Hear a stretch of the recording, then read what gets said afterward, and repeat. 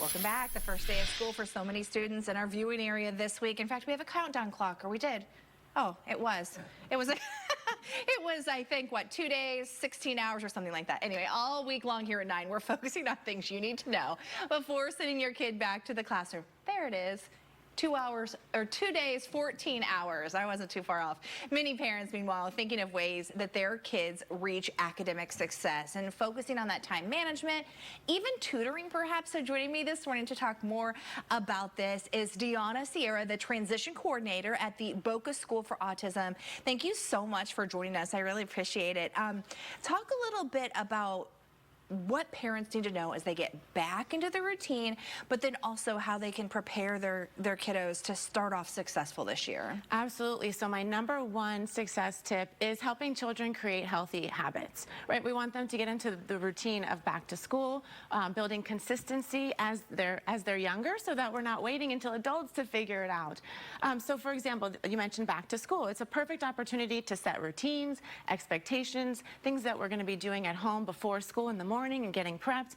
Also, what's our routine in the afternoon like, so that children can transfer those skills from home to school and school to home. I always say that kids, they believe it or not, they like routine. They do. It works better for everyone if they know what to expect. All right, so tutoring. Obviously, it's something that, you may embark in this new school year and all of a sudden you realize, oh no, I don't know if my kid is on par, or maybe they struggle with the first couple of things. How do you know when it's right? I always recommend families to begin that conversation with the teacher. The teacher is there every day, seeing and observing the child's understanding. Data can also tell us that, right? So as students are taking assessments throughout the year, we can start looking at different data points in the classroom, on assessments, classwork, and that's really going to show parents where a child might be struggling, and there could be room for tutoring. Kids have so much on their plate these days. My goodness. They're at school early, they're working all day long. A lot of times they have to stay a little later, so parents can pick them up, and then there's sports, there's band, there's activities. Yeah. How do we help them manage their time? Because as parents, we're kind of part of it. We're very much so part of it.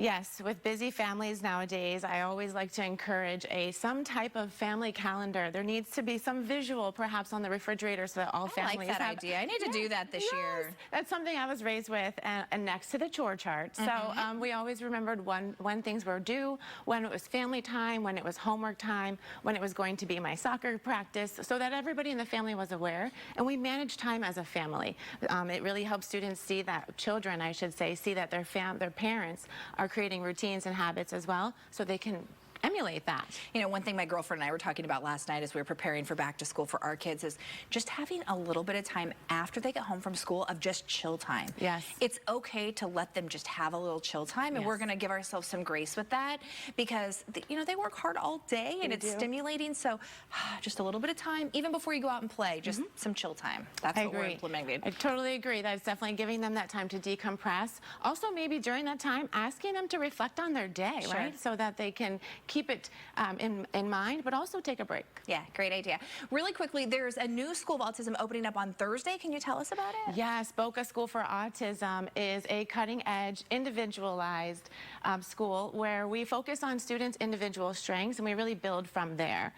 The BSA model includes evidence-based curriculum where service providers, educators, and clinicians are all collaborating under one roof on FAU Research Park campus. That's fantastic. The amount of resources available now versus even 10 years ago is so amazing and so helpful. Absolutely. We're very excited for the school year. That's great. Awesome advice. I'm going to get a calendar. I need to do a big calendar in the laundry room or something where we're all on the same page so it doesn't all fall on Mom. Sounds like you're off to a great start.